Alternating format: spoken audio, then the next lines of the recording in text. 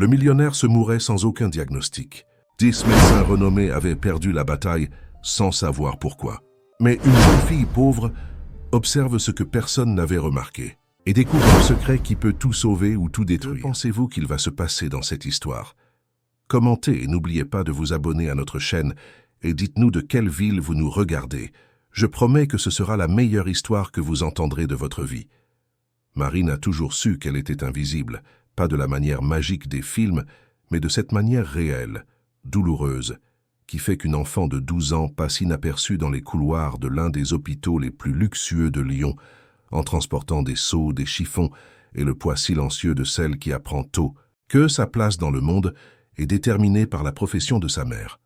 Madame Cécile y travaillait depuis près de 15 ans, toujours de nuit, lorsque les couloirs étincelants se vidaient et que les cabinets en acajou pouvaient être nettoyés sans perturber la routine des médecins importants. Et Marine, depuis l'âge de 7 ans, l'accompagnait dans ses nuits interminables, faisant ses devoirs dans des salles d'attente désertes, lisant de vieux magazines médicaux qu'elle trouvait dans les poubelles, dessinant des anatomies humaines dans des cahiers usés, pendant que sa mère frottait des sols en marbre importé.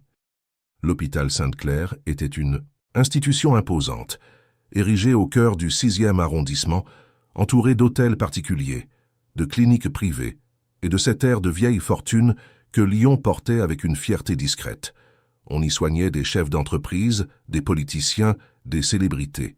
Les médecins portaient des blouses impeccablement repassées, parlaient anglais au téléphone, recevaient des patients qui arrivaient en voiture blindée. Marine connaissait chaque recoin de cet endroit. Elle savait où se trouvaient les salles d'IRM, les laboratoires de pointe, les jardins intérieurs conçus pour apaiser les familles angoissées. Elle connaissait aussi les coulisses que personne ne voyait. Le dépôt de matériel jetable, la salle de repos du personnel avec ses chaises cassées, le fumoir improvisé à l'arrière, où les aides-soignants se confiaient sur leurs gardes épuisantes. Ce fut lors d'une de ces nuits de mai, alors que Lyon était enveloppé dans ce brouillard froid caractéristique de l'automne lyonnais, que Marine entendit pour la première fois parler du cas mystérieux qui privait de sommeil l'équipe médicale la plus renommée de l'hôpital. Elle était assise dans le couloir du 5e étage, terminant un exercice de mathématiques, lorsque 2 médecins passèrent en discutant à voix basse, mais pas assez basse pour qu'elle ne les entende. Pas. L'un d'eux, le docteur Mercier, était le directeur médical, un homme grand aux cheveux grisonnants qui la saluait toujours d'un signe de tête distrait. L'autre, plus jeune, avec des lunettes et une expression préoccupée, était le docteur Fabien, cardiologue. Ils parlèrent d'un patient hospitalisé dans l'aile VIP, un homme d'affaires nommé Édouard Santini, propriétaire de l'une des plus grandes entreprises de construction de la région Auvergne-Rhône-Alpes. Selon les médecins, l'homme avait été admis à l'hôpital 3 semaines plus tôt avec des symptômes inexplicables, fatigue extrême, perte de poids accélérée, tremblements, confusion mentale, altération cardiovasculaire. Des examens sophistiqués avaient été réalisés. IRM, scanners, biopsies. Des spécialistes de Paris avaient été consultés. Rien. Absolument rien ne justifiait le tableau clinique qui s'aggravait de jour en jour. Les hypothèses étaient écartées les unes après les autres. Ce n'était pas un cancer, pas un problème cardiaque, pas des maladies auto-immunes, pas des infections rares. Édouard Santini dépérissait sous les yeux de 10 des meilleurs médecins du pays, et personne ne pouvait expliquer pourquoi. Marine sentit un frisson lui parcourir l'échine. Ce n'était pas de la peur, mais cette curiosité intense qui la dominait toujours lorsque quelque chose n'avait pas de sens. Elle avait cette façon de prêter attention aux choses. Elle observait les schémas, les détails, les coïncidences. À l'école, elle était la première à remarquer quand une camarade était triste, même si elle feignait de sourire. Elle notait quand la maîtresse changeait de ton avant de gronder quelqu'un. Elle voyait des choses que les autres ignoraient, peut-être parce qu'elle passait tant de temps en silence, à simplement regarder le monde se dérouler autour d'elle. Cette nuit-là, après que les médecins se furent éloignés, Marine se leva lentement et marcha jusqu'au bout du couloir, où se trouvait l'aile VIP. Elle savait qu'elle ne devrait pas être là. Sa mère l'avertissait toujours de ne pas attirer l'attention, de ne pas déranger, de ne pas se mêler de ce qui ne la regardait pas. Mais quelque chose l'attirait dans cette direction. Elle arriva jusqu'à la porte entr'ouverte de la chambre d'Édouard Santini et jeta un coup d'œil par la fente. L'homme était allongé, pâle, maigre, connectés à des moniteurs qui émettaient des bips rythmés. Au chevet du lit, une femme élégante, aux cheveux blonds impeccables et aux vêtements coûteux, lui tenait la main tout en regardant son téléphone portable. C'était Véronique Santini, son épouse. Marine l'a reconnue car elle avait déjà vu sa photo dans les magazines People, qui circulaient dans la salle de repos du personnel. Véronique était connue pour sa beauté, son style sophistiqué et pour organiser des événements caritatifs célèbres à Lyon. Marine observa pendant quelques instants. Il y avait quelque chose d'étrange dans la scène. Véronique tenait la main de son mari, mais ses yeux ne montraient aucune détresse. Il semblait distant, fatigué, presque ennuyé. Soudain, la femme lâcha la main d'Édouard et se leva, s'étirant le dos comme quelqu'un qui a accompli une corvée ennuyeuse. Elle prit son sac, Chanel, vérifia son rouge à lèvres dans un miroir et sortit de la chambre sans un regard en arrière. Marine se blottit contre le mur, mais Véronique passa devant elle sans même remarquer sa présence, invisible, comme toujours. Les jours suivants, Marine commença à prêter attention. Pas délibérément, pas avec un plan défini, juste cette curiosité naturelle qui la poussait à observer. Chaque nuit, pendant que sa mère nettoyait les étages, elle faisait ses rondes silencieuses dans l'hôpital, son cahier à la main, feignant d'étudier mais en réalité suivant les mouvements autour de la chambre d'Édouard Santini. Elle remarqua que Véronique rendait visite à son mari tous les jours, toujours à la même heure, entre 18 et 19 heures. Elle restait exactement 1 heure, jamais plus, jamais moins. Elle arrivait avec des fleurs, parlait poliment aux infirmières, entrait dans la chambre, restait assise au chevet du lit. Mais Marine nota que pendant ces visites, Véronique passait plus de temps sur son téléphone qu'à regarder son mari. Il y avait aussi un autre visiteur fréquent, un homme plus jeune, d'une 30aine d'années, toujours vêtu de costume bien coupé et portant une mallette en cuir. Il s'appelait Richard, et Marine découvrit, en 70, écoutant des conversations à la volée, qu'il était le fils aîné d'Édouard, fruit d'un premier mariage. Richard travaillait dans l'entreprise de construction familiale et, contrairement à Véronique, montrait une préoccupation sincère. Ses visites étaient irrégulières, parfois le matin, parfois le soir, et il passait des heures à parler avec les médecins, demandant des explications, remettant en question les traitements, exigeant de nouveaux avis. Marine perçut une tension entre Richard et Véronique. Quand ils se croisaient dans les couloirs, l'échange de regards était froid, protocolaire, chargé de non-dits. Une nuit, Marine rangeait des magazines dans la salle d'attente du 5e étage quand elle entendit des pas rapides. Elle se cacha derrière un pilier et vit Richard sortir précipitamment de la chambre de son père, le visage rouge et les poings serrés. Il s'arrêta dans le couloir, respira profondément, puis composa un numéro sur son téléphone. Marine ne put entendre toute la conversation, mais elle capta des bribes de phrases, dites d'un ton bas et nerveux. Quelque chose à propos de documents, de signatures, de délais. Il mentionna le nom de Véronique d'une voix chargée de ressentiment. Il raccrocha et frappa le mur avec une force contenue avant de partir. Marine était intriguée. Il y avait quelque chose qui n'allait pas, quelque chose au-delà de la maladie inexplicable. Elle sentit qu'elle devait mieux comprendre, mais ne savait pas comment. C'est alors qu'elle se souvint du docteur Alain Dubois. Alain Dubois était un ancien médecin de l'hôpital, à la retraite depuis près de 10 ans, qui vivait discrètement aux alentours de l'établissement. Marine l'avait rencontré par hasard, un après-midi où il était assis dans le jardin extérieur, nourrissant les pigeons et lisant un vieux livre de médecine. Elle s'était approchée, curieuse, et ils avaient commencé à discuter. Elle découvrit qu'Alain avait été l'un des médecins les plus respectés de Sainte-Claire, spécialiste des diagnostics difficiles, mais qu'il avait quitté l'hôpital dans des circonstances troubles. Il n'entra jamais dans les détails, mais Marine perçut de l'amertume dans ses yeux quand il parlait du passé. Depuis lors, dès qu'elle le pouvait, Marine lui rendait visite. Elle lui apportait des questions, des doutes sur ce qu'elle lisait dans les magazines médicaux. Alain s'amusait de la curiosité de la fillette et peu à peu commença à lui enseigner.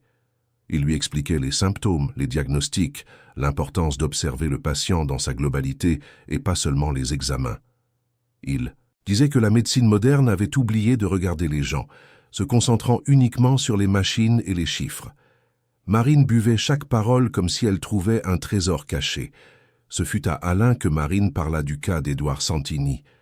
Elle trouva le vieux médecin à sa place habituelle, un banc de square près de l'hôpital et s'assit à côté de lui, relatant tout ce qu'elle avait observé. Alain écouta en silence, avec cette expression pensive qu'elle connaissait bien.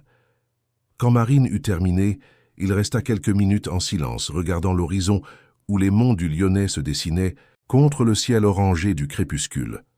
Finalement, Alain parla, choisissant ses mots avec soin.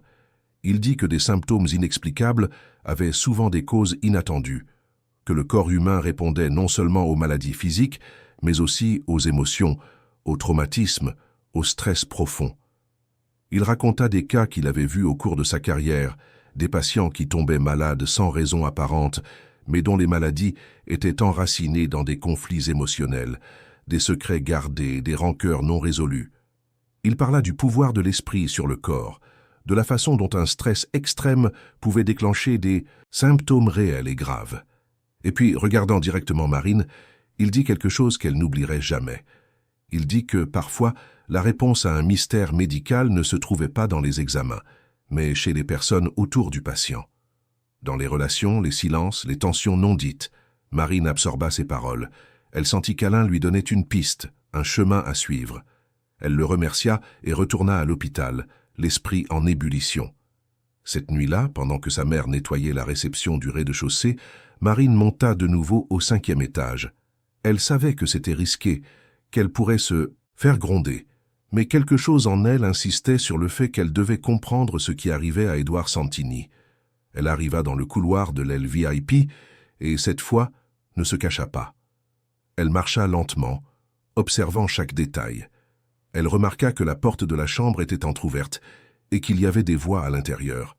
Elle reconnut la voix de Véronique, mais il y avait une autre personne avec elle, un homme. Ce n'était pas Richard. La voix était différente, plus douce, plus intime. Marine s'approcha avec précaution et jeta un coup d'œil par la fente. Véronique était debout près de la fenêtre, parlant à voix basse avec un homme dos à la porte. Il portait un costume gris et gesticulait en parlant. Marine ne put voir son visage, mais elle perçut la proximité entre eux, la façon dont Véronique touchait son bras, le sourire discret mais complice.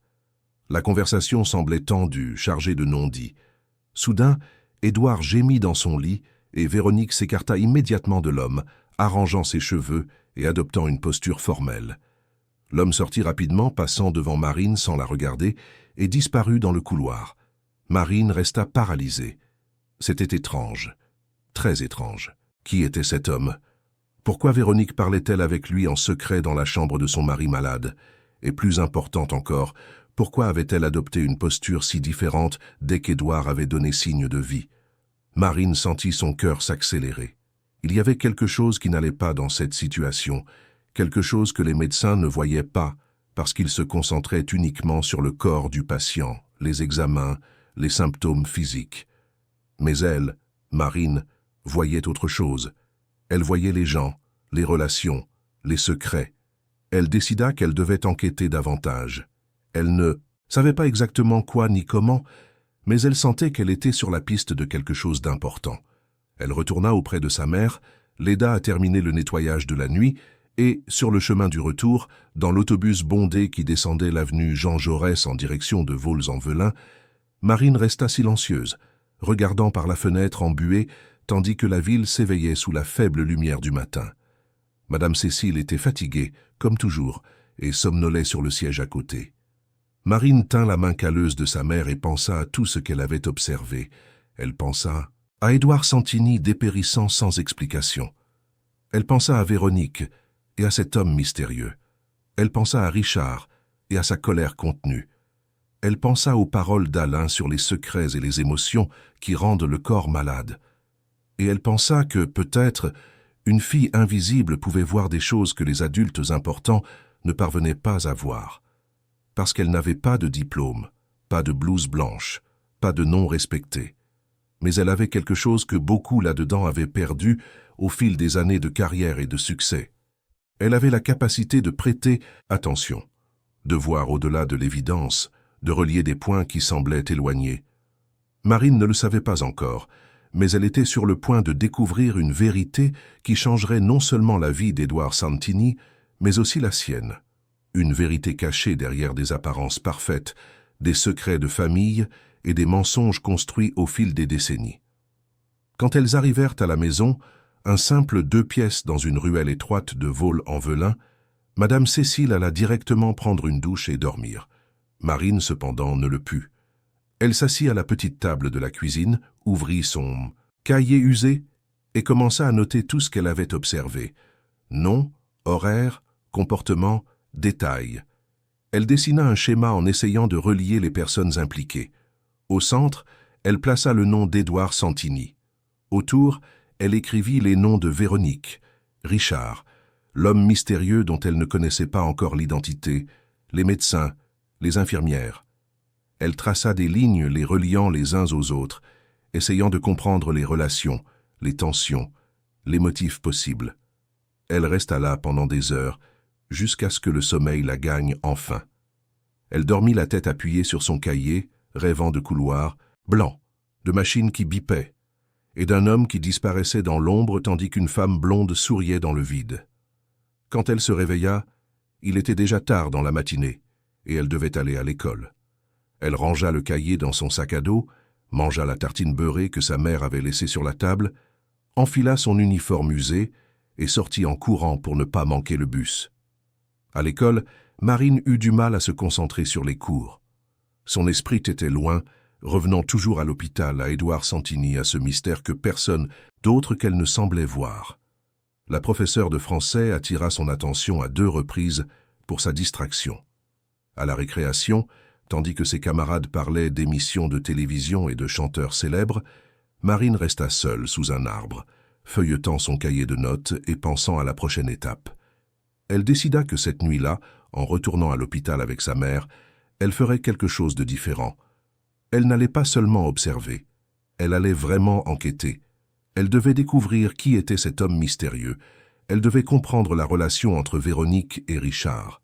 Et, surtout, elle devait trouver un moyen de découvrir s'il y avait quelque chose au-delà de la maladie physique qui arrivait à Édouard Santini, quelque chose d'émotionnel, de psychologique, quelque chose que les examens sophistiqués ne pouvaient pas détecter parce qu'ils ne cherchaient pas au bon endroit. Quand le soleil se coucha sur Lyon, peignant le ciel de teintes orangées et violettes sur les monts du Lyonnais, Marine était déjà en route pour l'hôpital aux côtés de sa mère, dans le bus rempli de travailleurs de nuit. Elle portait son cahier, sa curiosité et une détermination dont elle ignorait elle-même l'origine. Elle sentait qu'elle était sur le point de découvrir quelque chose d'important, quelque chose qui changerait tout. Et bien qu'elle ne soit qu'une fillette de 12 ans, invisible aux yeux du monde, Marine avait le sentiment que sa capacité à voir ce que personne ne voyait pourrait faire toute la différence dans ce cas mystérieux qui privait de sommeil les médecins les plus renommés de la région. La nuit ne faisait que commencer, et avec elle, la véritable enquête de Marine commençait aussi. Marine n'aurait jamais imaginé qu'enquêter sur un mystère médical ressemblerait autant à assembler un puzzle géant dont les pièces étaient éparpillées aux 4 coins de l'hôpital et que personne, sauf elle, ne semblait intéressé à rassembler. Cette nuit-là, armée seulement de son cahier usé et d'une détermination qui la surprenait elle-même, Marine commença sa véritable enquête. Pendant que Madame Cécile nettoyait méthodiquement les cabinets du 3e étage, Marine circulait dans les couloirs avec une mission claire en tête, découvrir qui était l'homme mystérieux qui parlait secrètement avec Véronique Santini. Le premier indice vint de manière inattendue. Marine passait devant la réception de l'aile VIP quand elle entendit la réceptionniste, une jeune femme nommée Jessica, commenter avec une collègue les visites dans la chambre d'Édouard Santini. Jessica, sans savoir que Marine était là, murmura quelque chose sur le fait qu'il était étrange que l'avocat de la famille rende visite aux patients toujours à la même heure que l'épouse, mais jamais officiellement en même temps. Marine sentit son cœur s'accélérer. Avocat. C'était donc ça, l'homme mystérieux. Elle s'approcha discrètement et fit semblant d'ajuster la pile de magazines sur la table basse tout en tendant l'oreille. La collègue de Jessica, plus âgée et apparemment moins préoccupée par les ragots, se contenta de hausser les épaules et de commenter que les riches avaient toujours leurs excentricités et que ce n'était pas à elle de juger. Mais Jessica insista, disant qu'il y avait quelque chose d'étrange dans la façon dont Véronique et cet avocat se comportaient, parlant toujours à voix basse, évitant toujours de croiser Richard dans les couloirs. Marine nota mentalement chaque mot. Avocat de la famille, conversation secrète, évitant Richard. Les pièces commençaient à s'emboîter, même si elles ne formaient pas encore une image claire. Décidée à en savoir plus, Marine se mit à observer les horaires de visite avec encore plus d'attention. Elle découvrit que l'avocat, dont le nom était Fernand Lebrun, arrivait toujours vers 19 heures, restait environ 30 minutes et sortait discrètement par l'escalier de secours, évitant les ascenseurs principaux où il pourrait rencontrer d'autres visiteurs ou membres de la famille. Véronique, quant à elle, arrivait exactement à 18 heures et restait jusqu'à 19h15, s'assurant ainsi un moment seul avec Fernand dans la chambre d'Édouard. Marine comprit qu'ils avaient créé une routine parfaite pour se rencontrer sans éveiller les soupçons. Mais de quoi parlaient-ils et pourquoi avaient-ils besoin d'une telle discrétion? Plus important encore, cela avait-il un rapport avec l'état de santé d'Édouard? Les questions tourbillonnaient dans l'esprit de Marine, tandis qu'elle suivait chaque mouvement, notant tout dans son cahier avec une écriture qui s'améliorait à chaque page remplie. Ce fut par une nuit pluvieuse, alors que Lyon était en proie à ces orages soudains qui inondent les avenues en quelques minutes, que Marine fit sa deuxième grande découverte. La forte pluie avait fait vaciller le système électrique de l'hôpital, et pendant quelques minutes, les caméras de sécurité furent hors service. Marine, qui se trouvait près de l'escalier de secours, vit Fernand Lebrun descendre précipitamment les marches, parlant au téléphone d'une voix altérée. Il ne remarqua pas la présence de la fillette blottie derrière la porte coupe-feu. Sa voix résonnait dans l'espace vide de l'escalier. Marine réussit à capter des bribes de phrases. Fernand parlait de délai, de la nécessité d'accélérer les documents, du fait que le temps pressait. Il mentionna quelque chose à propos d'une procuration, d'un testament et de l'importance que tout soit signé avant qu'Édouard ne s'améliore ou que son état ne s'aggrave trop. Il dit aussi, d'un ton irrité, que Richard posait problème, remettant en question chaque décision et exigeant la transparence dans tous les processus. Fernand termina l'appel avec un juron chuchoté et descendit en courant les dernières marches, disparaissant dans la nuit pluvieuse. Marine resta paralysée un instant, digérant ce qu'elle venait d'entendre. Testament, procuration, documents urgents, Richard posant problème. Tout cela sonnait comme une querelle de famille pour l'héritage, le pouvoir, l'argent. Mais il y avait autre chose. Le ton de Fernand n'était pas celui d'un avocat accomplissant simplement son travail. Il y avait une urgence personnelle, presque du désespoir. Comme s'il avait un intérêt personnel dans ces documents. Elle décida qu'elle devait à nouveau parler au docteur Alain Dubois. Le lendemain, dès sa sortie de l'école, Marine se rendit directement au banc du square où elle avait l'habitude de le trouver. Alain était là, comme toujours, nourrissant les pigeons et lisant un vieux livre de médecine. Quand il vit Marine s'approcher avec cette expression déterminée qu'il connaissait déjà, il sourit, ferma son livre et lui accorda toute son attention. Marine raconta tout ce qu'elle avait découvert. Elle parla de Fernand Lebrun, des conversations secrètes avec Véronique, de l'appel qu'elle avait entendu dans l'escalier, de la tension avec Richard. Alain écouta en silence, avec cette expression pensive qui indiquait qu'il traitait des informations complexes. Quand Marine eut terminé, il resta quelques minutes en silence regardant les montagnes au loin. Puis, d'une voix calme mais sérieuse, Alain se mit à parler de quelque chose que Marine n'avait jamais envisagé.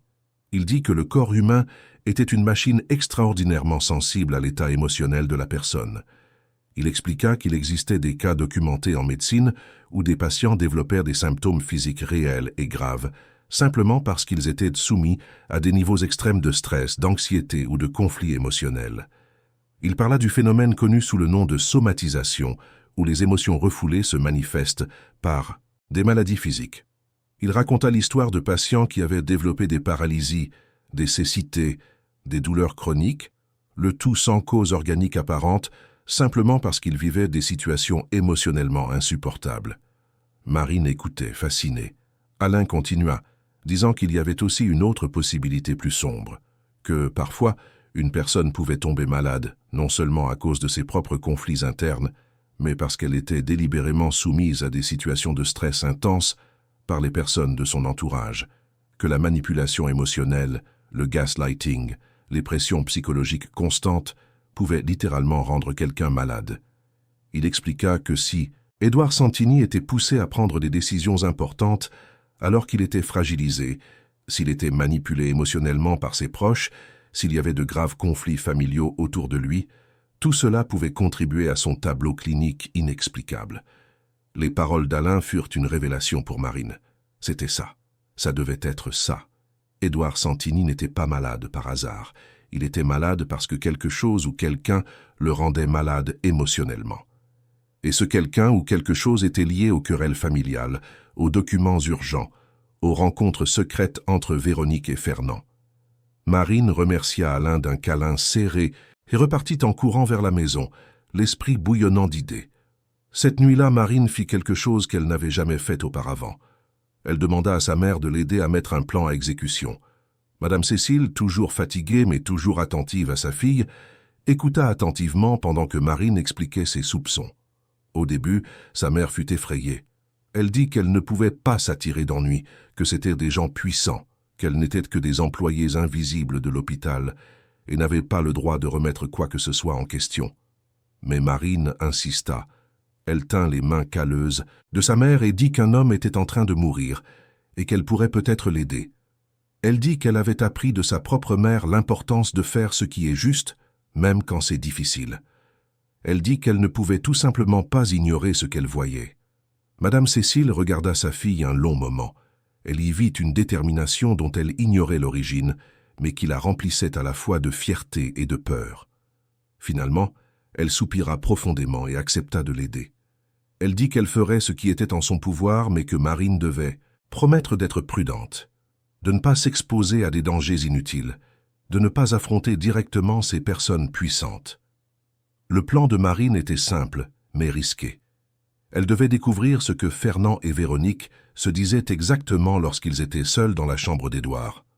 Pour cela, il lui fallait un point d'écoute, un moyen d'entendre sans être vue. Elle se souvint que, des mois auparavant, elle avait trouvé dans le dépôt de matériel jetable un vieil interphone qui reliait les chambres au poste de soins infirmiers.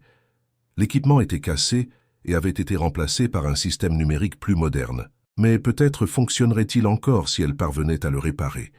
Avec l'aide d'un technicien de maintenance, qui discutait parfois avec elle pendant les gardes de nuit, Marine réussit à récupérer le vieil interphone. Le technicien, un monsieur nommé Jean, s'amusa de la curiosité de la fillette et lui apprit les bases du fonctionnement du système. Il ne posa pas de questions, il aida simplement, imaginant qu'il s'agissait d'un projet scolaire.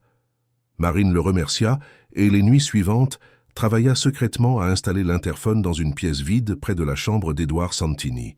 Elle connecta les fils en suivant les instructions que Jean lui avait données, testa plusieurs fois jusqu'à ce qu'elle réussisse à capter le son de la chambre voisine. La première nuit où le système fonctionna, Marine s'assit dans cette pièce sombre et silencieuse avec des écouteurs improvisés et attendit. Il était 19 heures. Elle savait que Fernand arriverait d'un moment à l'autre. Son cœur battait la chamade, un mélange de peur et d'excitation. Elle franchissait une ligne dangereuse, violant l'intimité des gens, mais elle sentait qu'il n'y avait pas d'autre solution. Elle devait connaître la vérité. Alors, elle entendit la porte de la chambre s'ouvrir. Des pas. La voix douce de Véronique saluant quelqu'un. La voix grave de Fernand répondant. Marine ajusta le volume et se concentra. Pendant les premières minutes, la conversation fut banale. Ils parlèrent du temps, des médecins, des examens, mais ensuite, quand ils pensèrent être complètement seuls, le ton changea. Fernand demanda si Véronique avait réussi à obtenir la signature. Elle répondit qu'elle essayait, mais qu'Édouard était de plus en plus confus, remettant tout en question, se méfiant de tout le monde. Elle dit qu'il avait posé des questions sur Richard, voulant savoir pourquoi son fils n'était pas inclus dans les décisions. Fernand répondit avec irritation, disant que Richard était justement le problème, qu'il n'accepterait jamais ces conditions, qu'il était essentiel que tout soit signé avant qu'Édouard ait une clarté d'esprit suffisante pour impliquer son fils dans les affaires. Marine sentit un frisson. C'était de la manipulation. Ils profitèrent de la confusion mentale d'Édouard, causée par sa propre maladie inexplicable, pour lui faire signer des documents importants à l'insu de son fils. Mais que voulait-il exactement qu'il signe? La réponse vint quelques instants plus tard. Véronique commenta, à voix basse mais claire, que si tout se passait comme prévu, en moins de 2 semaines, elle aurait le contrôle total de l'entreprise de construction et des biens de la famille, qu'Édouard signerait la procuration générale qui lui donnait le pouvoir de décision sur tout et qu'une fois cela fait, Richard ne pourrait plus rien contester. Fernand ajouta que, d'un point de vue juridique, tout serait parfaitement légal, qu'ils avaient structuré les documents de manière à ce qu'ils ne puissent pas être facilement contestés. Puis Véronique dit quelque chose qui fit retenir son souffle à Marine. Elle dit qu'elle avait pitié d'Édouard, qu'il ne méritait pas de subir cela, mais qu'elle avait attendu trop longtemps cette opportunité. Qu'elle avait épousé un homme de 20 ans, son aîné, en attendant justement ce moment où il serait fragilisé et vulnérable. Qu'elle n'allait pas laisser Richard, un fils d'un mariage précédent, hériter de tout ce qui lui revenait de droit. Fernand rit doucement et dit qu'elle était plus intelligente qu'il ne l'imaginait, qu'ils avaient tout planifié parfaitement, que personne ne se douterait de rien car, officiellement, Véronique n'était qu'une épouse dévouée s'occupant de son mari malade, et que lorsqu'Édouard découvrirait enfin ce qu'il avait signé, il serait trop tard pour faire marche arrière. Marine eut la nausée. C'était cruel. C'était de la manipulation psychologique de la pire espèce. Mais il manquait encore la pièce la plus importante du puzzle. Pourquoi Édouard était-il malade? Y avait-il quelque chose que Véronique et Fernand faisaient pour maintenir Édouard dans cet état de confusion et de fragilité? La réponse vint d'une manière que Marine n'attendait pas. Véronique commenta, presque comme si elle parlait de quelque chose de banal, que le psychiatre qu'elle avait engagé faisait un excellent travail, que les médicaments qu'il avait prescrits maintenaient Édouard dans un état parfait de légère confusion mentale, suffisant pour le rendre vulnérable, mais pas assez pour éveiller de graves soupçons médicaux, que les médecins de l'hôpital attribuaient tout à la maladie mystérieuse et continuaient à chercher des causes physiques qu'ils ne trouveraient jamais, alors que la véritable cause était chimique et intentionnelle. Marine était sous le choc. C'était donc ça. Édouard Santini n'était pas malade naturellement.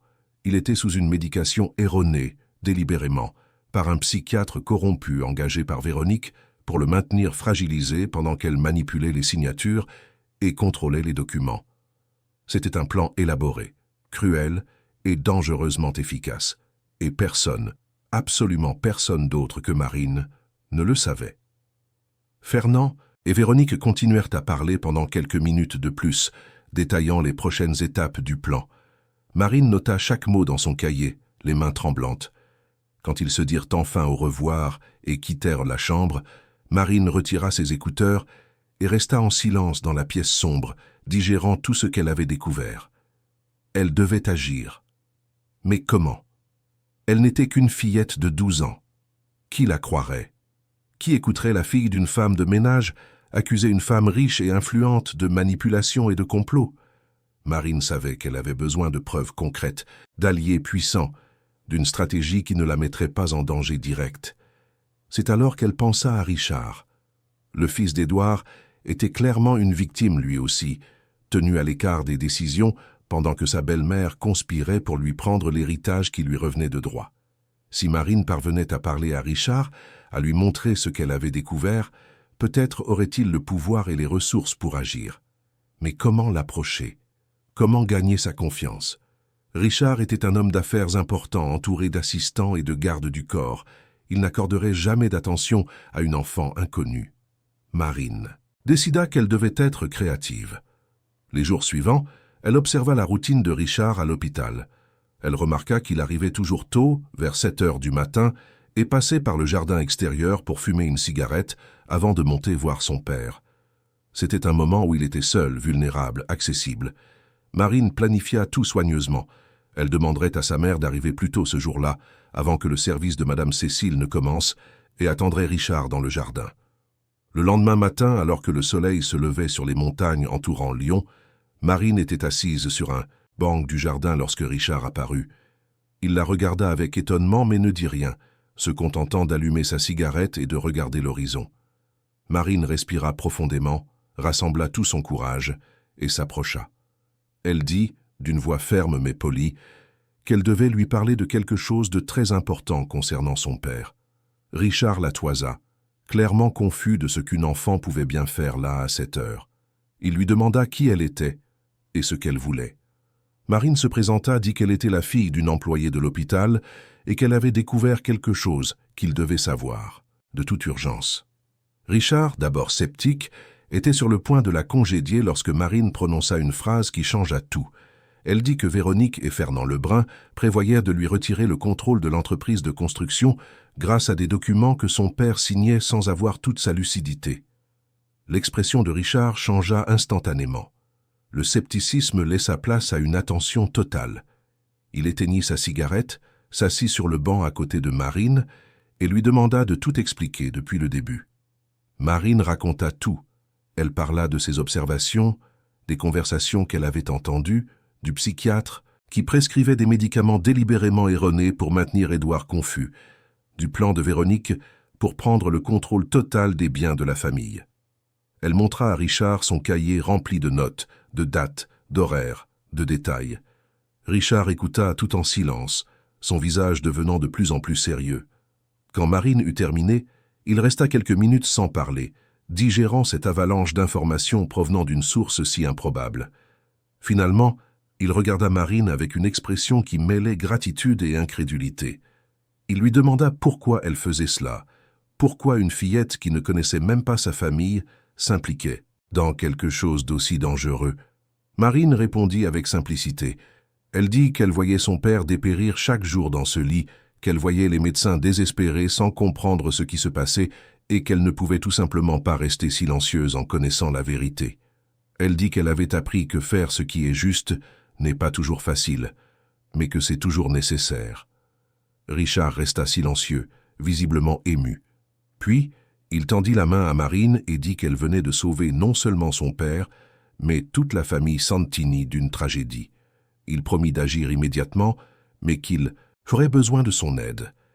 Il demanda à Marine d'enregistrer, si possible, les prochaines conversations entre Véronique et Fernand, de tout documenter avec le plus de détails possible, de rester en sécurité et discrète, car des gens comme Véronique et Fernand n'accepteraient pas d'être démasqués sans réagir.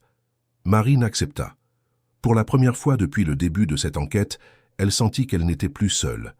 Elle avait un allié puissant, quelqu'un qui pouvait réellement faire quelque chose avec les informations qu'elle avait découvertes.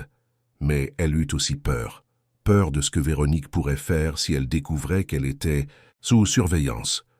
Peur des conséquences pour elle et sa mère. Peur de s'attaquer à des gens qui n'hésiteraient pas à nuire à quiconque menacerait leur plan. Richard perçut la peur dans les yeux de Marine. Il posa la main sur son épaule et promit de la protéger, de garantir que rien de mal n'arriverait ni à elle ni à Madame Cécile. Il dit qu'il engagerait une sécurité discrète pour les accompagner, qu'il fournirait un soutien financier si nécessaire, qu'il ferait tout ce qui était en son pouvoir pour assurer leur sécurité. Marine sentit un soulagement momentané, mais savait qu'il restait encore un long chemin à parcourir. Les jours suivants, Marine poursuivit son travail de documentation.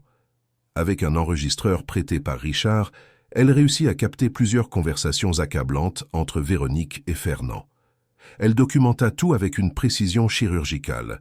Date, heure, contenu des conversations, non mentionnés. Richard, de son côté, commença à agir en coulisses. Il engagea des enquêteurs privés pour suivre Fernand Lebrun et en savoir plus sur ses liens avec Véronique. Il contacta des avocats spécialisés en droit de la famille et des successions. Il commença à monter un dossier solide qui pourrait non seulement contrecarrer le plan de Véronique, mais aussi la tenir légalement responsable de ses actes. Pendant ce temps, l'état d'Édouard continuait de se détériorer. Les médecins, toujours sans réponse, commençaient à parler de soins palliatifs, de préparer la famille au pire. Marine savait que le temps pressait. Il devait agir vite avant qu'il ne soit trop tard, avant qu'Édouard ne signe les derniers documents, avant que Véronique ne consolide son plan, avant que la vérité ne soit enterrée à jamais sous des couches de légalité corrompue et de manipulation réussie. La tension à l'hôpital était palpable. Marine sentait que quelque chose de grand était sur le point de se produire. Que toutes les pièces qu'elle avait assemblées au cours de ces semaines s'emboîtaient enfin, formant une image claire et choquante. Une image de trahison, de cupidité et de cruauté, mais aussi de courage, de justice et de la force improbable d'une fillette invisible, qui refusait d'accepter que le mal l'emporte simplement parce qu'il était commis par des gens puissants. Et tandis que Lyon entrait dans une nouvelle nuit froide d'automne, avec ses lumières clignotant sur les collines et le mouvement incessant de la vie urbaine, Marine se préparait pour la phase finale de sa mission. La phase où tout se résoudrait pour le meilleur ou pour le pire. La phase où la vérité éclaterait enfin, quel qu'en soit le coup. La révélation eut lieu un samedi matin, alors que l'hôpital semblait suspendu dans cette quiétude caractéristique des week-ends. Marine avait passé la nuit précédente éveillée, révisant toutes ses notes, organisant les enregistrements, préparant chaque détail de ce que Richard avait appelé le « Opération Vérité ». Madame Cécile, inquiète pour sa fille mais comprenant l'importance de ce qui se passait, lui avait préparé un café fort et était restée à ses côtés toute la nuit, lui offrant un soutien silencieux et des prières chuchotées. Richard avait convoqué une réunion extraordinaire pour ce matin-là. Officiellement, c'était une réunion médicale pour discuter du cas d'Édouard Santini avec une équipe de spécialistes venus de Paris. Mais en réalité, c'était bien plus que cela. C'était l'heure de vérité. Seraient présents le docteur Mercier, directeur médical de l'hôpital, le docteur Fabien, cardiologue responsable du cas, 3 autres médecins de l'équipe qui suivaient Édouard, 2 avocats engagés par Richard, un enquêteur privé et, bien sûr, Marine. Richard avait insisté pour qu'elle soit présente, pour qu'elle présente elle-même ses découvertes. Il disait qu'elle méritait cette reconnaissance, que sa voix devait être entendue. Marine était plus nerveuse que jamais. Elle avait mis sa plus belle tenue, une robe simple mais propre qu'elle ne portait que pour les occasions spéciales. Madame Cécile lui avait peigné les cheveux avec soin, faisant 2 nattes impeccables, et lui avait murmuré des mots d'encouragement. Elle lui dit qu'elle était fière d'elle, que peu importe ce qui se passerait lors de cette réunion, elle avait déjà accompli quelque chose d'extraordinaire. Marine serra sa mère fort dans ses bras, sentant l'odeur de savon et de fatigue qui l'accompagnait, toujours, et quitta la maison le cœur battant à tout rompre. Quand elle arriva à l'hôpital, Richard l'attendait à l'entrée principale. Pour la première fois, Marine entrait par la grande porte et non par l'entrée de service, comme elle l'avait toujours fait aux côtés de sa mère. Elle se sentit étrange, exposée, comme si elle n'appartenait pas à ce monde de verre et de marbre. Mais Richard la guida avec gentillesse, posant une main protectrice sur son épaule, et ensemble ils montèrent jusqu'à la salle de réunion du 7e étage, un espace sophistiqué avec une immense table en bois noble et des chaises en cuir. Les médecins étaient déjà là, discutant à voix basse, clairement curieux de la raison de cette convocation. Quand ils virent Marine entrer accompagnée de Richard, leurs expressions furent confuses.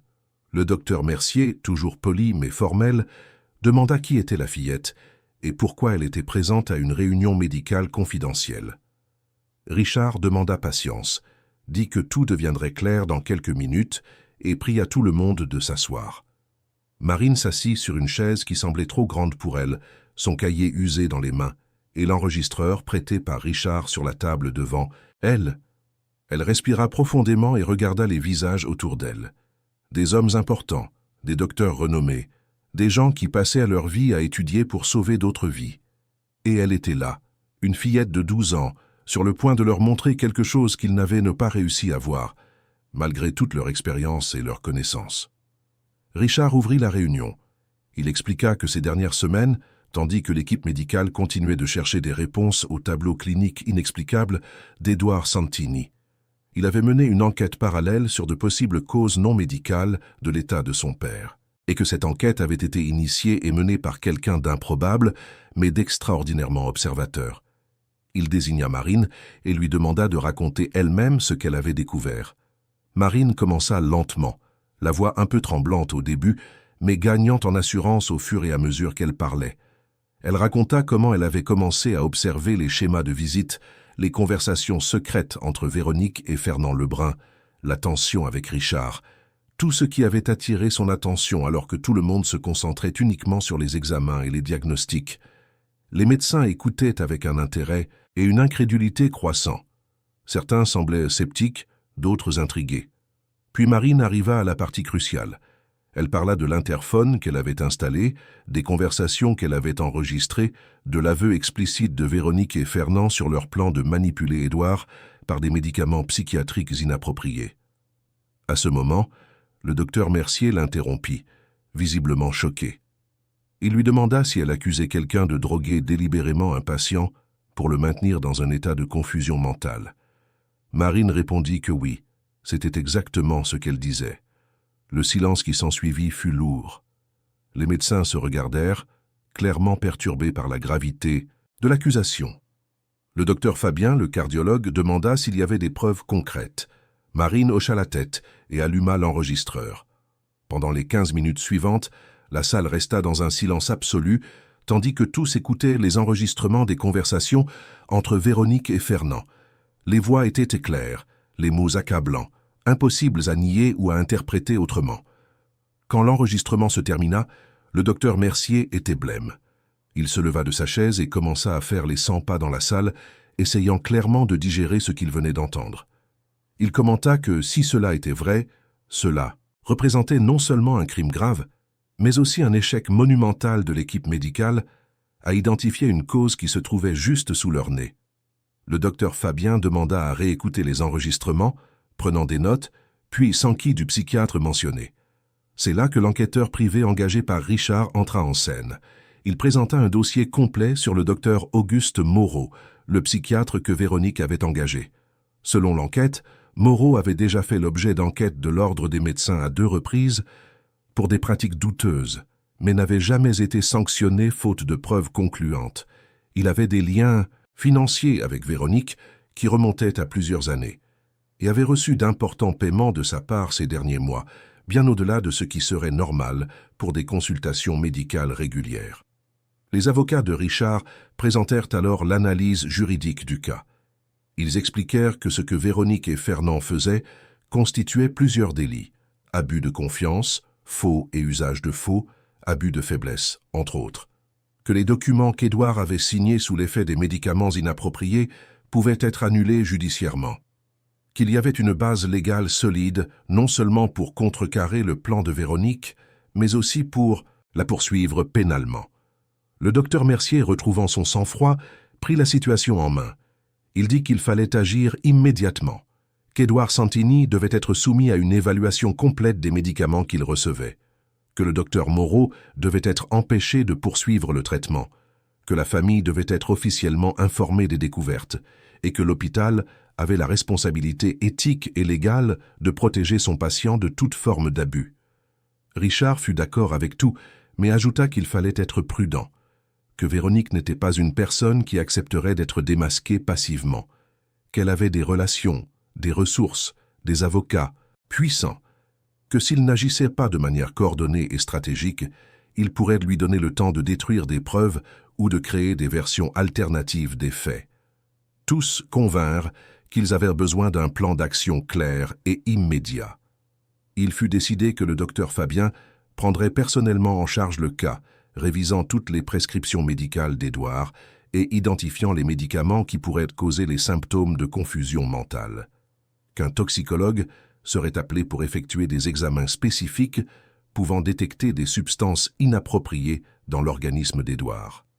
Que Richard engagerait des mesures judiciaires conservatoires pour empêcher que les documents signés par Édouard ces derniers mois aient une quelconque validité légale, et que l'hôpital notifierait les autorités compétentes des soupçons de faute professionnelle du docteur Moreau. Quant à Véronique, il fut décidé qu'elle ne serait pas confrontée immédiatement. Il était important de d'abord inverser les effets des médicaments sur Édouard, de rétablir sa clarté d'esprit et de s'assurer qu'il était en état de comprendre tout ce qui s'était passé. Ce n'est qu'alors, avec un Édouard conscient et légalement protégé, qu'il procéderait à la confrontation finale. La réunion se termina avec le docteur Mercier s'approchant de Marine.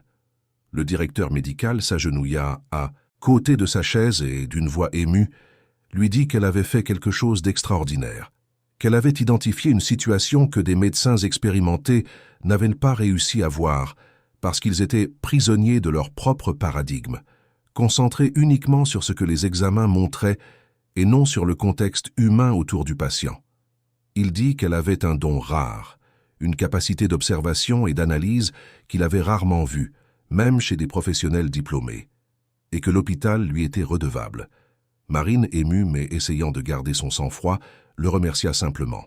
Elle dit qu'elle n'avait fait que ce qu'elle pensait être juste. Le docteur Mercier sourit et dit que cela en soi était déjà extraordinaire, que beaucoup de gens préféraient ne pas s'impliquer, ne pas questionner, ne pas prendre de risques, mais que Marine avait choisi le chemin difficile du courage et de la justice. Les jours suivants, tout se passa rapidement. Le docteur Fabien examina l'historique médical complet d'Édouard et identifia 3 médicaments prescrits par le docteur Moreau qui, ensemble, pouvaient parfaitement expliquer les symptômes de confusion mentale, de fatigue extrême et d'altération cardiovasculaire. Ce n'étaient pas des médicaments nécessairement dangereux isolément, mais leur combinaison, au dosage, prescrit, était totalement inappropriée pour quelqu'un dans l'état d'Édouard et clairement destinée à le maintenir dans un état de brouillard mental. Les médicaments furent immédiatement arrêtés et remplacés par un protocole de désintoxication supervisé. Cela prit près d'1 semaine, mais progressivement, Édouard commença à montrer des améliorations significatives. La confusion mentale diminua. Les tremblements cessèrent. La fatigue laissa place à des périodes croissantes de lucidité. Les examens montrèrent que les paramètres cardiovasculaires se normalisaient. C'était comme si l'homme se réveillait d'un cauchemar chimiquement induit. Marine suivit tout le processus de loin. Maintenant sa routine d'accompagner sa mère pendant les gardes, de nuit, mais avec désormais un accès libre aux bulletins médicaux que Richard tenait à partager avec elle. Elle voyait dans chaque amélioration d'Édouard la confirmation que ses soupçons étaient corrects, qu'elle avait réellement sauvé cet homme. Quand Édouard eut enfin retrouvé une clarté d'esprit suffisante pour comprendre des conversations complexes, Richard demanda une réunion en tête-à-tête avec son père. Ce fut une rencontre émouvante et douloureuse. Richard raconta tout. Il montra les enregistrements, expliqua le plan de Véronique et Fernand, révéla comment il avait été manipulé pendant des semaines alors qu'il était vulnérable. Édouard écouta en silence, des larmes coulant sur son visage, digérant la trahison de la femme avec qui il avait vécu pendant plus de 10 ans. La douleur de la découverte fut immense, non seulement pour la trahison elle-même, mais pour la cruauté de la méthode. Véronique ne se contentait pas de le voler. Elle détruisait sa santé, son esprit, sa dignité pour obtenir ce qu'elle voulait. Édouard ressentit un mélange de tristesse, de colère et un profond sentiment de violation. Mais il ressentit aussi de la gratitude. Gratitude envers Richard de ne pas l'avoir abandonné, et une gratitude particulière pour une fillette qu'il ne connaissait même pas, qui n'avait aucune raison de se soucier de lui, mais qui s'en était souciée malgré tout. Édouard demanda à rencontrer Marine. Richard accepta et, quelques jours plus tard, amena la fillette rendre visite à son père dans sa chambre. Ce fut une rencontre silencieuse, chargée d'émotions. Édouard était assis dans son lit, encore faible mais visiblement mieux, les yeux clairs et lucides. Quand Marine entra, accompagnée de sa mère qui n'avait pas voulu la laisser y aller seule, Édouard tendit les mains et lui demanda de s'approcher. Il tint les petites mains de Marine et, la voix brisée, par l'émotion, la remercia. Il dit qu'elle lui avait rendu non seulement la santé, mais aussi la dignité, la justice et la foi en la bonté humaine. Il dit qu'il n'oublierait jamais ce qu'elle avait fait, qu'il passerait le reste de sa vie à essayer de lui rendre cet acte de courage désintéressé. Marine, timide et émue, dit simplement qu'elle était heureuse d'avoir pu aider, qu'elle voyait son père souffrir et ne pouvait pas rester les bras croisés. Édouard sourit à travers ses larmes et dit qu'elle avait le cœur d'un médecin, même sans les diplômes. Madame Cécile, aux côtés de sa fille, pleurait aussi. Elle pleurait de fierté, de soulagement, d'émotion de voir que les valeurs qu'elle avait tenté d'inculquer à sa fille avaient pris des racines si profondes. Édouard la regarda et la remercia d'avoir élevé une fille si spéciale. Madame Cécile, toujours humble, dit simplement que Marine avait toujours été ainsi, observatrice, juste, incapable de rester silencieuse face à l'injustice. La confrontation finale avec Véronique eut lieu 3 jours plus tard. Édouard, maintenant totalement lucide et avec le soutien de Richard et de ses avocats, convoqua sa femme pour une conversation à l'hôpital. Véronique arriva comme d'habitude, élégante, confiante, sans imaginer ce qui l'attendait. Elle entra dans la chambre s'attendant à trouver Édouard dans le même état de confusion mentale que ces dernières semaines, mais se retrouva face à un homme complètement différent. Assis dans le fauteuil à côté du lit, le regard ferme et l'expression sérieuse, Édouard la fixa sans dire un mot pendant de longues secondes. Puis, d'une voix calme mais chargée d'une douleur contenue, il commença à parler. Il dit qu'il savait tout. Chaque conversation secrète avec Fernand, chaque document manipulé, chaque mensonge raconté, chaque dose de médicaments inappropriés administrée pour le maintenir confus et vulnérable. Véronique tenta de nier avec ce désespoir contrôlé de celle qui sait qu'elle a été prise mais tente encore de trouver une issue. Elle dit qu'Édouard était confus, que quelqu'un lui mettait de fausses idées en tête, qu'elle ne ferait jamais une chose pareille. Mais alors Richard alluma l'enregistreur. Les propres mots de Véronique résonnèrent dans la pièce, clairs et sans équivoque. Sa voix admettant le plan, riant de la situation, faisant preuve de froideur en parlant de manipuler son mari malade. Véronique pâlit. Elle tenta d'expliquer, dit que les enregistrements étaient sortis de leur contexte, qu'ils n'étaient pas ce qu'ils semblaient être. Mais il n'y avait aucun contexte qui pouvait justifier ces mots, cette cruauté. Édouard dit simplement que leur mariage était terminé, que des mesures légales seraient prises pour annuler tous les documents signés sous manipulation, qu'elle devait quitter leur maison immédiatement et qu'elle n'emporterait rien d'autre que ses vêtements personnels, qu'il ne voulait plus jamais la revoir. Véronique tenta de faire appel, changea de ton, tenta de paraître vulnérable, dit que tout avait été l'idée de Fernand, qu'elle avait été manipulée, elle aussi. Mais il était trop tard. Le masque était complètement tombé. Quant à Fernand Lebrun, ce fut encore plus direct.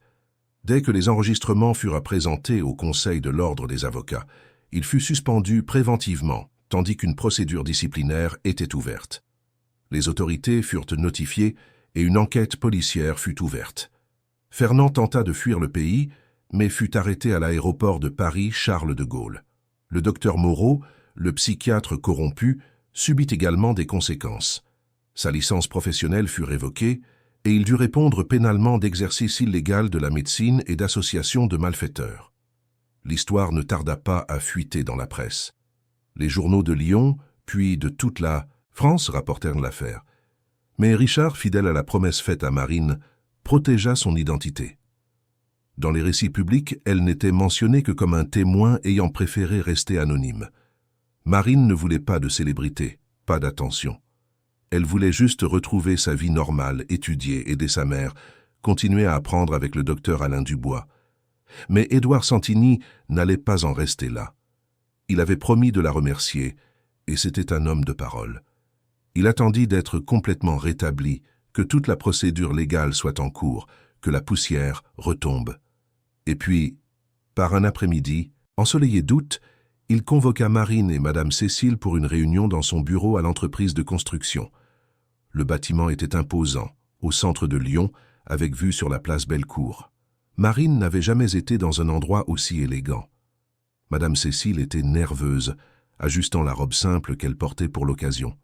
Elles furent accueillies par Richard, qui les guida jusqu'à la salle de réunion principale, où Édouard les attendait aux côtés de ses avocats. Édouard commença par les remercier à nouveau, disant que les mots ne suffiraient jamais à exprimer sa gratitude. Puis il annonça ce qu'il avait préparé. Il dit qu'il avait créé une fondation au nom de Marine, destinée à soutenir les enfants talentueux de familles, à faible revenu qui montraient un intérêt et des aptitudes pour la médecine et d'autres domaines de la santé.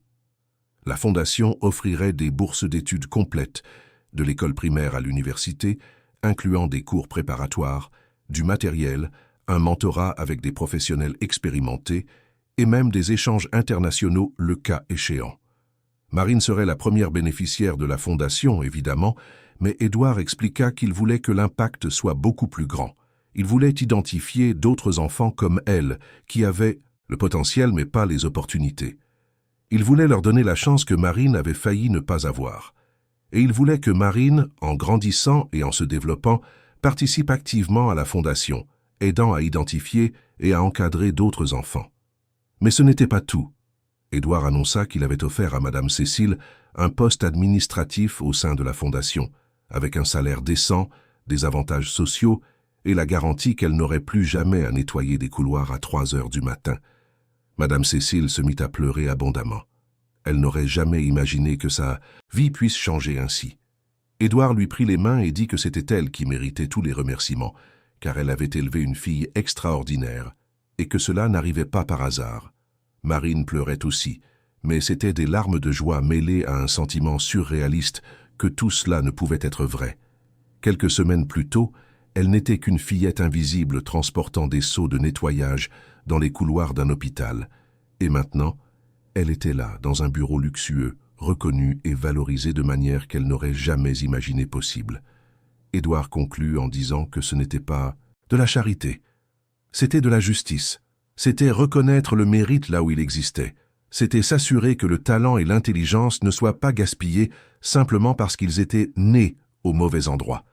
Et c'était aussi une façon pour lui d'expier sa propre culpabilité d'avoir vécu si longtemps dans une bulle de privilèges, sans se rendre compte de combien de personnes extraordinaires existaient, invisibles, autour de lui. Les mois suivants, tandis que la fondation était structurée et que Marine commençait sa nouvelle vie d'étudiante boursière dans l'une des meilleures écoles privées de Lyon, l'affaire continua de faire des vagues. Véronique fit face à un divorce contentieux et répond encore aujourd'hui de multiples crimes. Fernand Lebrun fut condamné et purge sa peine. Le docteur Moreau vit ses biens bloqués pour payer des indemnités aux victimes de ces pratiques contraires à l'éthique. L'hôpital Sainte-Claire, de son côté, mit en œuvre des changements significatifs dans ses protocoles. Il commença à accorder plus d'attention au contexte social et émotionnel des patients. Il créa une équipe multidisciplinaire, comprenant non seulement des médecins, mais aussi des psychologues, des assistants sociaux et même des personnes formées à observer des schémas comportementaux pouvant indiquer des situations d'abus ou de manipulation. Le cas d'Édouard Santini devint une étude de cas utilisée dans les facultés de médecine de tout le pays, illustrant l'importance de regarder au-delà des examens et de considérer le patient comme un être humain inséré dans un contexte complexe de relations. Et Marine, la fillette autrefois invisible, devint un symbole. Symbole de l'importance de l'observation, du courage, de la justice. Symbole que l'intelligence et la bonté n'ont pas de classe sociale. Symbole que parfois les réponses les plus importantes viennent des endroits les plus inattendus. Elle continua de fréquenter le banc du square où elle discutait avec le docteur Alain Dubois, qui devint officiellement son mentor à travers la fondation. Elle continua de visiter l'hôpital, mais plus par l'entrée de service, en transportant des seaux. Désormais, elle entrait par la grande porte, saluée respectueusement par tous ceux qui connaissaient son histoire. Mais malgré tous les changements, Marine resta essentiellement la même. Humble, observatrice, juste. Elle n'oublia jamais ses origines, ne laissa jamais la reconnaissance lui monter à la tête. Elle continua d'être cette fillette qui prêtait attention aux choses, qui se souciait des gens, qui ne pouvait pas rester silencieuse face à l'injustice. Et c'est exactement ce qui la rendit si spéciale. 5 années s'étaient écoulées depuis ce matin où Marine, une fillette invisible de 12 ans, avait élucidé un mystère que les meilleurs médecins de Lyon n'avaient pu résoudre. Aujourd'hui, à 17 ans, Marine était une jeune femme confiante, sur le point d'obtenir son baccalauréat avec mention et déjà admise en médecine à l'université Claude Bernard Lyon 1, où elle commencerait ses études au semestre suivant. Mais avant de parler de la Marine adulte, il nous faut comprendre tout ce qui s'est passé au cours de ces 5 années qui ont transformé non seulement sa vie, mais aussi celle de tous ceux qui ont été touchés par son histoire. La Fondation Marine Olivier, comme elle fut officiellement connue, devint l'une des institutions de soutien éducatif les plus respectées de la région Auvergne-Rhône-Alpes. Grâce à la gestion prudente d'Édouard Santini et au travail dévoué de Madame Cécile, qui se découvrit un talent naturel pour l'administration et les relations avec les familles défavorisées, la Fondation avait déjà bénéficié à plus de 200 enfants en 5 ans.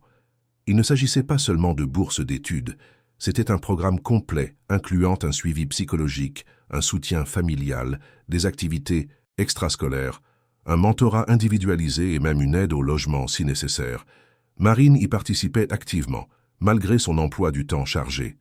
Le samedi, elle coordonnait un groupe de soutien scolaire pour les plus jeunes, enseignant non seulement les matières académiques, mais surtout ce que personne n'enseigne en classe, l'importance de l'observation, de la pensée critique, de l'empathie. Elle leur racontait sa propre histoire pour les inspirer, leur montrant que peu importait d'où ils venaient, ce qui comptait, c'était où ils pouvaient aller s'ils avaient de la détermination et des opportunités. Le docteur Alain Dubois, le mentor qui avait été un jour un médecin oublié nourrissant les pigeons sur un square, connut sa propre transformation. Édouard, en apprenant comment Alain avait aidé Marine, enquêta sur le passé du vieux médecin. Il découvrit qu'Alain avait été écarté de l'hôpital Sainte-Claire des années auparavant pour avoir dénoncé des irrégularités administratives que personne n'avait voulu entendre. C'était un homme intègre qui avait payé le prix de son honnêteté. Édouard s'employa à réhabiliter le nom d'Alain auprès de l'ordre des médecins et lui offrit un poste spécial au sein de la fondation, directeur pédagogique du programme de mentorat. Alain accepta, les larmes aux yeux. Pour la première fois depuis des années, il sentait que son expérience et ses connaissances étaient à nouveau valorisées. L'hôpital Sainte-Claire connut également de profondes transformations. Le cas d'Édouard Santini avait exposé des failles systémiques qui allaient au-delà d'une simple erreur de diagnostic. Il avait révélé comment même des institutions d'excellence pouvaient devenir complaisantes, trop axées sur la technologie et les procédures, oubliant que la médecine, c'est avant tout une affaire de personnes. Sous la direction du docteur Mercier, qui assuma personnellement la responsabilité des changements, l'hôpital mit en place de nouveaux protocoles qui révolutionnèrent la prise en charge des patients. On créa ce qu'on appela le programme d'observation contextuelle, une équipe multidisciplinaire formée pour identifier non seulement les symptômes physiques, mais aussi les signes d'abus, de manipulation, de conflits familiaux, ou toute situation externe pouvant affecter la santé du patient. L'histoire de Marine devint une lecture obligatoire dans la formation de tous les nouveaux employés, des médecins aux équipes de nettoyage. Le message était clair: n'importe qui, à n'importe quel poste, peut remarquer quelque chose d'important s'il prête attention. L'hôpital abolit également cette invisibilité que des personnes comme Madame Cécile subissaient. Les employés de tous les secteurs furent désormais traités avec dignité et respect. Leurs noms étaient connus, leurs opinions écoutées, leurs observations valorisées. Madame Cécile, bien qu'ayant quitté son poste d'agent d'entretien pour travailler à la Fondation, rendait souvent visite à ses anciennes collègues et constatait avec fierté les changements que sa fille avait indirectement provoqués. Richard Santini connut aussi son propre parcours. L'expérience d'avoir failli perdre son père à cause de la cupidité et de la manipulation le transforma profondément. Auparavant centré uniquement sur les affaires et les profits, il se mit à valoriser les relations humaines authentiques et la responsabilité sociale. Il prit la direction de l'entreprise de construction et mit en place des programmes de formation professionnelle pour les jeunes des quartiers défavorisés, leur donnant l'opportunité de devenir ingénieurs, architectes, techniciens. Beaucoup des premiers bénéficiaires étaient des frères ou des cousins des enfants aidés par la Fondation Marine Olivier, créant ainsi un cercle vertueux de transformation sociale. La relation entre Richard et Édouard, qui avait toujours été bonne mais quelque peu distante en raison des exigences du travail, devint beaucoup plus proche. Ils apprirent que la vie était trop fragile pour être gaspillée uniquement au travail.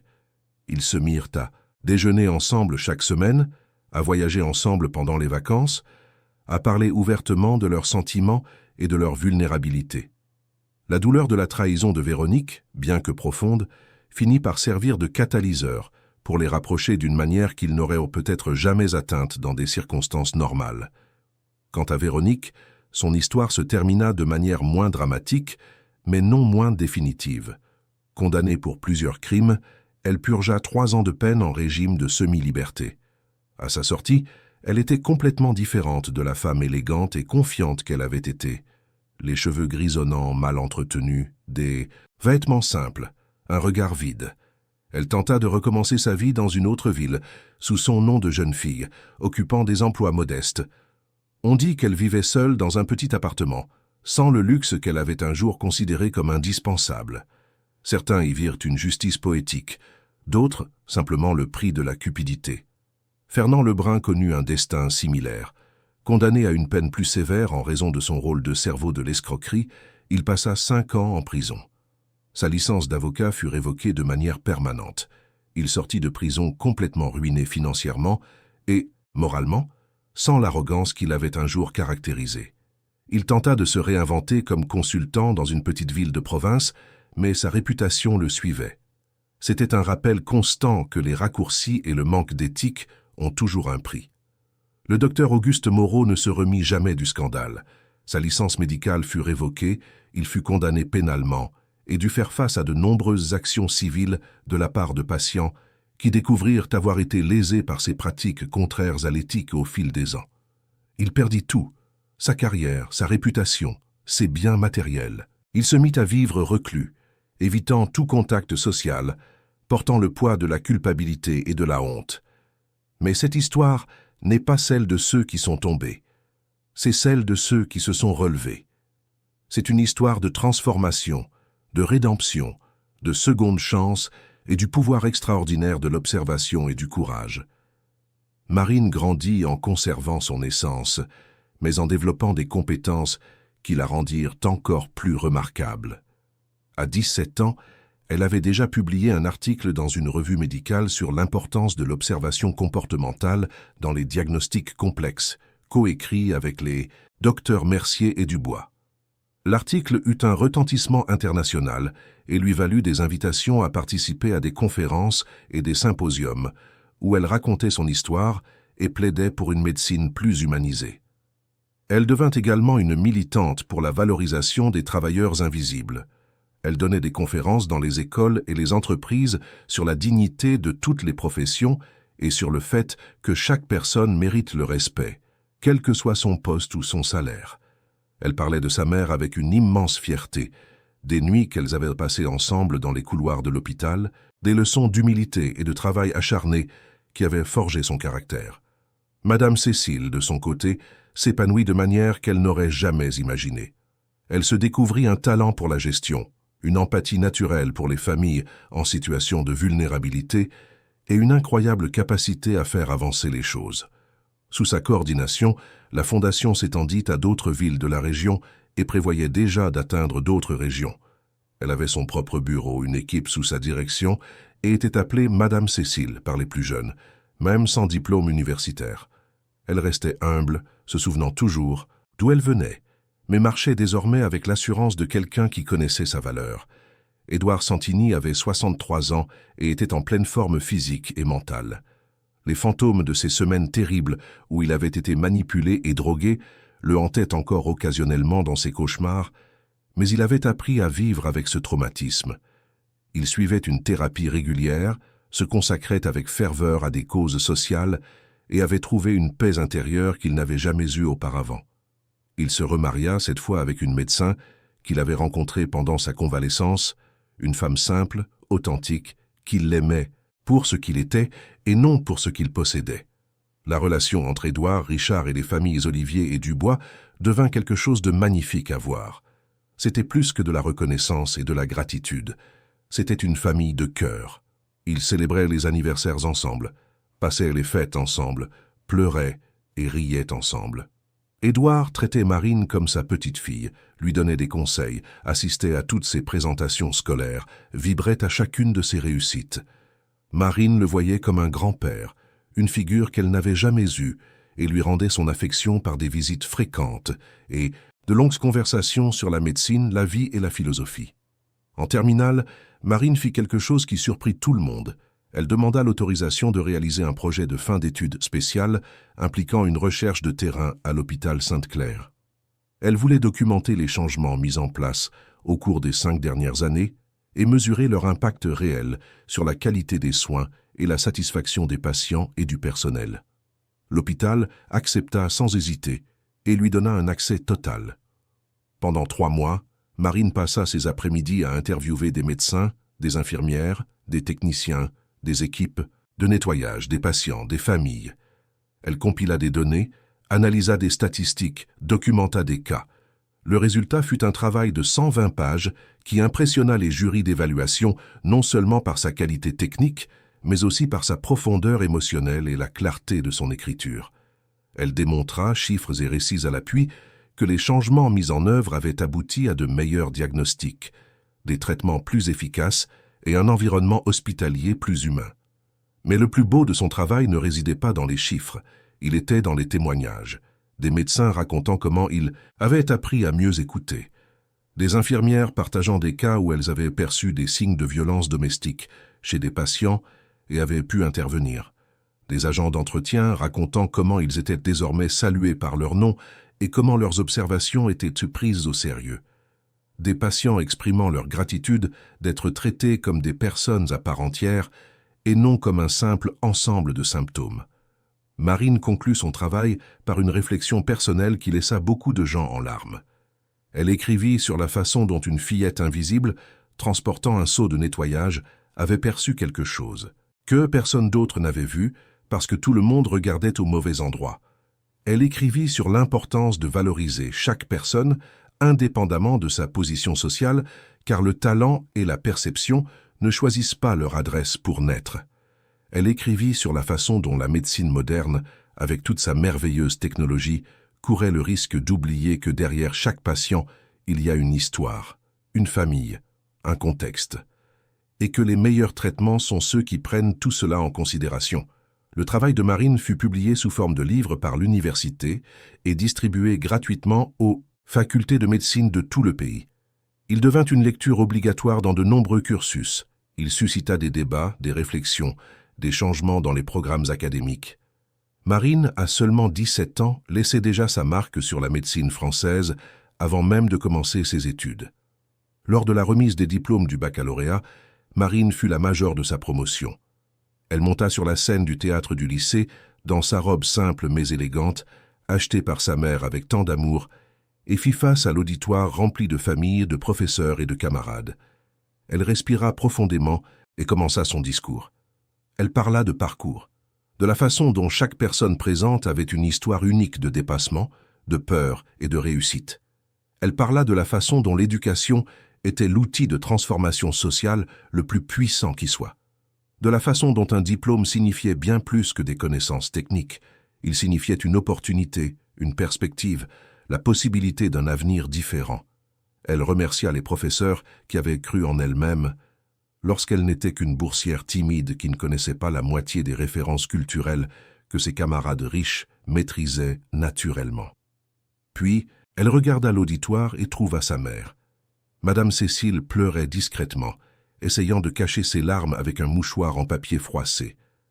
Marine sourit à travers ses propres larmes et dit qu'elle dédiait cette réussite à la femme la plus forte qu'elle connaisse, à la femme qui avait travaillé des nuits entières pour s'assurer que sa fille puisse étudier, à la femme qui ne s'était jamais plainte de la fatigue, n'avait jamais baissé les bras dans les moments difficiles, n'avait jamais laissé la dureté de la vie éteindre sa bonté, à la femme qui, par son exemple silencieux mais puissant, lui avait appris que la dignité n'a rien à voir avec la richesse et que le caractère se forme dans les petits choix quotidiens. L'auditoire explosa en applaudissements. Madame Cécile essayait visiblement de se contenir, mais les larmes coulaient à flots. Édouard et Richard, assis à côté d'elle, étaient également émus. Le docteur Dubois, au fond du théâtre, souriait avec une fierté paternelle. Marine poursuivit son discours en parlant de gratitude, de l'importance de reconnaître les personnes qui nous ont aidés en chemin. Elle nomma des professeurs spécifiques qui avaient fait une différence. Elle remercia Édouard Santini et Richard Santini pour l'opportunité qui avait changé sa vie. Elle remercia le docteur Dubois de lui avoir appris à regarder au-delà de l'évidence. Elle remercia l'hôpital Sainte-Claire de s'être transformé en un meilleur endroit. Elle termina par un message à sa promotion. Elle dit que tous ici avaient le privilège d'être diplômés de l'une des meilleures écoles de la ville, que beaucoup venaient de familles aisées, nées avec des opportunités que des millions de Français n'auraient jamais. Mais que le privilège n'était pas une raison de culpabiliser, c'était une raison d'être responsable. Que chacun d'eux avait le pouvoir de transformer des réalités, de créer des opportunités, d'être un pont pour que d'autres personnes traversent des fossés sociaux.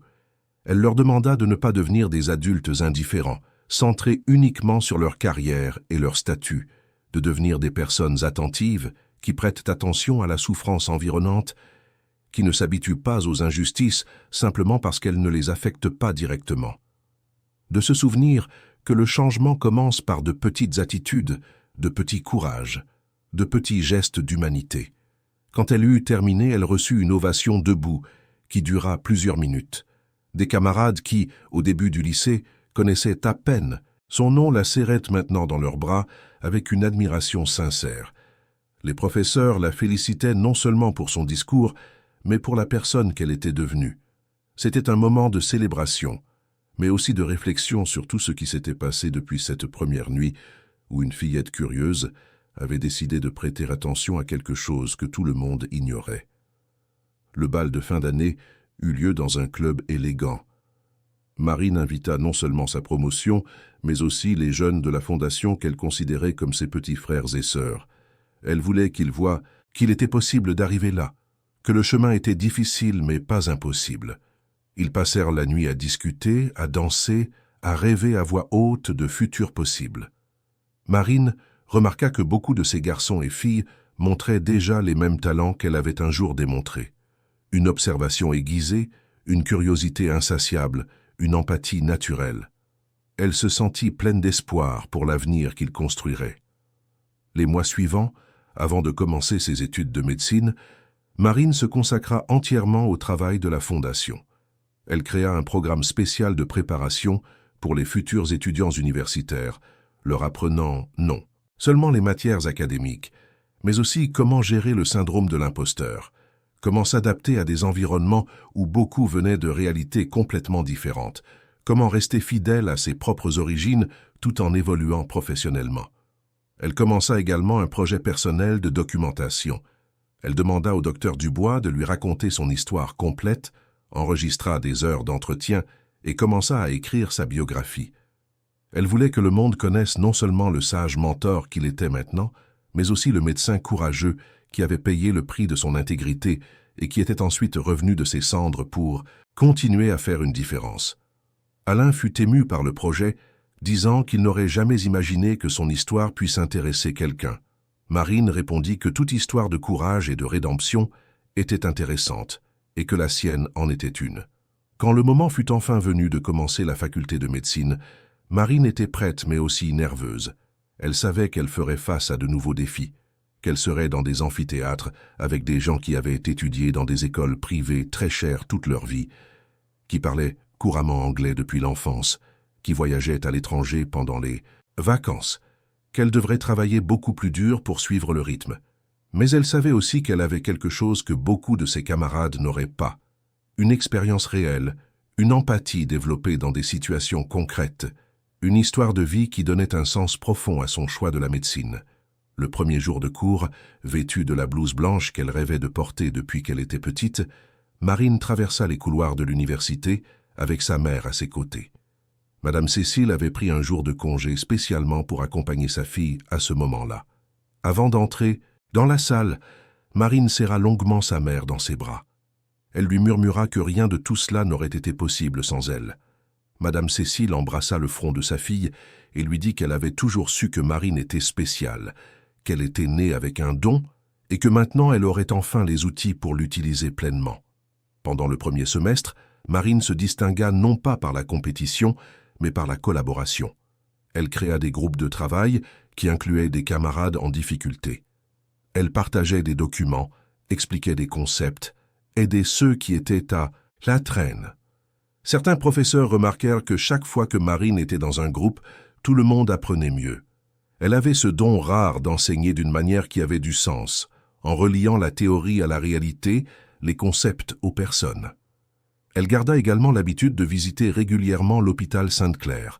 Elle suivait le travail des équipes, observait des cas intéressants, continuait d'apprendre sur le terrain, même si elle n'était qu'une étudiante de première année. Les médecins la recevaient toujours avec affection. Beaucoup connaissaient déjà son histoire et voyaient en elle une source d'inspiration pour ne pas se reposer sur leur laurier, pour rester attentif, pour ne jamais oublier que la médecine concernait les gens. Ce fut lors d'une de ces visites, près de 6 ans après l'affaire Édouard Santini, que quelque chose de significatif se produisit. Marine accompagnait le docteur Fabien dans ses tournées lorsqu'ils tombèrent sur un cas curieux. Un jeune patient de 28 ans présentait des symptômes neurologiques inexplicables. Les examens ne montraient rien de concluant. L'équipe était perplexe, entamant ce même parcours d'investigation approfondie que Marine connaissait si bien. Pendant que les médecins discutaient des diagnostics possibles, Marine observait. Elle nota la présence constante d'une jeune femme qui se disait la petite amie du patient, mais dont le comportement semblait étrange. Trop attentive, trop contrôlante, se dérobant toujours quand quelqu'un essayait de parler seul avec le patient. Marine sentit ce picotement familier, cette intuition qu'elle avait appris à ne pas ignorer. Discrètement, elle commença à observer. Elle parla aux infirmières, vérifia les heures de visite, prêta attention aux détails. Elle découvrit que l'état du patient s'aggravait toujours après les visites de sa petite amie, qu'il semblait anxieux en sa présence, que des mentions dans le dossier médical faisaient état de plaintes du patient se sentant sous pression, mais qu'elles avaient été écartées comme faisant partie du tableau de confusion neurologique. Marine fit part de ses observations au docteur Fabien. Lui, qui n'avait jamais oublié les leçons de l'affaire Édouard Santini, prit ses soupçons au sérieux. Ils entamèrent une enquête plus approfondie. Ils découvrirent que la petite amie avait un historique de relations abusives, que le patient, avant le début des symptômes, avait mentionné à des amis qu'il voulait mettre fin à la relation, mais qu'il avait peur de ses réactions, qu'elle proférait des menaces voilées et constantes. L'équipe multidisciplinaire que l'hôpital avait créée après l'affaire Édouard entra en action. Des assistants sociaux parlèrent seuls avec le patient. Des psychologues évaluèrent la dynamique de la relation. Ils découvrirent qu'il développait des symptômes physiques réels en raison du stress extrême de vivre dans une relation abusive dont il ne se sentait pas capable de sortir. C'était la somatisation dans son état le plus pur. Avec un soutien adéquat, une thérapie et enfin le courage de mettre fin à la relation toxique, le patient commença à s'améliorer. Les symptômes neurologiques inexplicables disparurent progressivement. C'était une preuve de plus que le corps répond profondément à ce que l'esprit endure, et que regarder uniquement les symptômes physiques, sans considérer le contexte émotionnel et social, peut faire passer à côté de diagnostics importants. Le docteur Fabien, après l'affaire, réunit l'équipe médicale et laissa Marine participer. Il dit qu'elle, bien que n'étant qu'une étudiante de première année, venait de démontrer à nouveau quelque chose de fondamental, que la médecine ne pourrait jamais se réduire à la technologie et au protocole, qu'elle devait toujours considérer l'humain, le contexte, les relations, que les leçons apprises 6 ans plus tôt devaient être constamment rappelées, car il était facile de tomber dans le piège de la routine et de la précipitation. Marine, gênée par l'attention mais heureuse d'avoir aidé, dit simplement qu'elle avait fait ce que toute personne attentive aurait fait. Mais tous dans cette salle savaient que ce n'était pas vrai, que ce n'était pas n'importe qui avait ce regard, cette sensibilité, ce courage de questionner et d'enquêter, même en étant la plus inexpérimentée du groupe. Les années passèrent. Marine progressa à l'université en maintenant ses performances exceptionnelles. Elle choisit comme spécialité précisément le domaine des diagnostics complexes, voulant être ce médecin qui résout les cas qui laissent les autres perplexes. Mais toujours avec cette approche holistique qu'elle avait apprise sur le terrain, considérant toujours le patient comme une personne complète, insérée dans un contexte complexe de relations et de circonstances. La Fondation Marine Olivier continua de croître, présente désormais dans 6 régions françaises, bénéficiant à plus de 1000 enfants. Madame Cécile en devint la directrice exécutive, dirigeant une équipe de 30 personnes et étant reconnue nationalement comme un exemple de dépassement et de leadership. Édouard et Richard restèrent proches, construisant ensemble un héritage non seulement d'affaires, mais de transformation sociale réelle. Le docteur Alain Dubois vécut assez longtemps pour voir Marine obtenir son diplôme de médecine.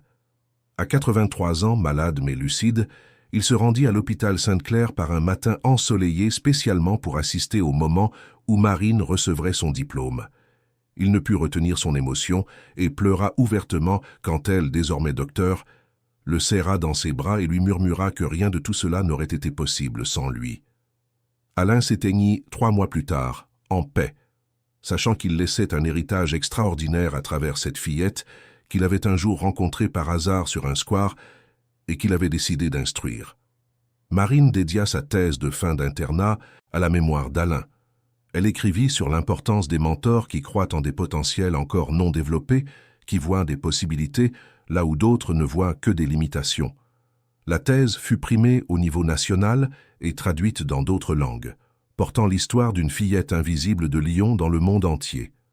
Et ainsi, ce qui avait commencé avec une enfant prêtant attention à ce que personne ne voyait devint une histoire de transformation qui toucha des centaines de vies.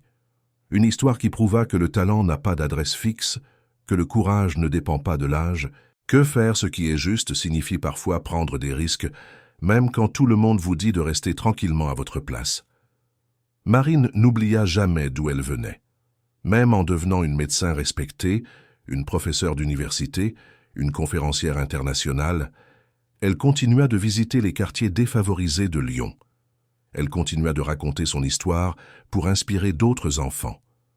Elle continua de rappeler que la plus belle médecine n'était pas celle qui impressionnait par la technologie, mais celle qui guérissait avec humanité, attention et un amour sincère pour les gens.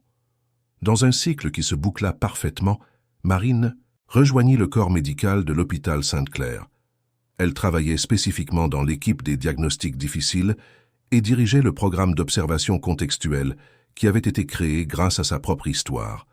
Elle enseigna à des générations d'internes à prêter attention non seulement aux examens mais aux personnes, aux dynamiques familiales, aux comportements étranges, aux détails qui semblent insignifiants mais qui détiennent parfois la clé de mystères médicaux apparemment insolubles.